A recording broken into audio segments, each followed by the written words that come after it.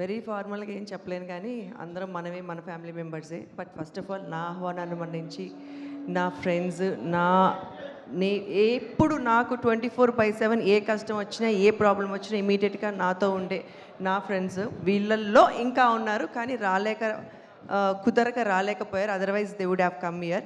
And anyways Raganna, love you, thank you so much.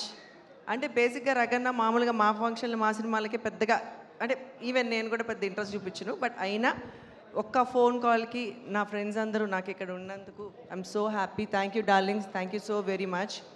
And ఇంకొక and నా కూతురు గురించి పెద్దగా నేను చెప్తే బాగుంటుంది. It's a very proud moment. భగవంతుడు, మీ నాన్న ఆశీస్సులు, నీ ఫ్రెండ్స్ ఆశీస్సులు. Thank you so very much. And ఈ సినిమా గురించి మా ప్రొడ్యూసర్స్ గారి గురించి అండ్ జీవీకే గారి గురించి నేను ఫస్ట్ డే మూవీకి షూటింగ్కి వెళ్ళినప్పుడు అట్మాస్ఫియర్ చూశాను. She's so comfortable there. ఇంకా తర్వాత వెళ్ళక్కర్లేదు అని డిసైడ్ అయ్యాను.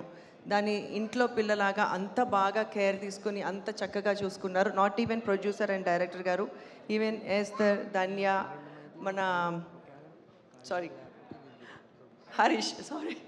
హరీష్ అందరూ వీళ్ళందరూ ఇంకెట్లా అంటే షూటింగ్ ఉంది అంటే ఇట్లా ఇట్లా ఇట్లా ఎగురుకుంటా వెళ్ళిపోయేది. అంత బాగా చూసుకున్నారు దాన్ని. Thank you. ఈ మూవీ మనస్ఫూర్తిగా హిట్ అవ్వాలి, ప్రతి సినిమా హిట్ అవ్వాలనే కోరుకుంటాం. దీనిలో ఇంకొంచెం స్వార్థం ఎక్కువ ఉంటుంది. అండ్ నా కూతుర్ని ఆశీర్వదించడానికి వచ్చారు ప్రతి ఒక్కరికి. Thank you so very much.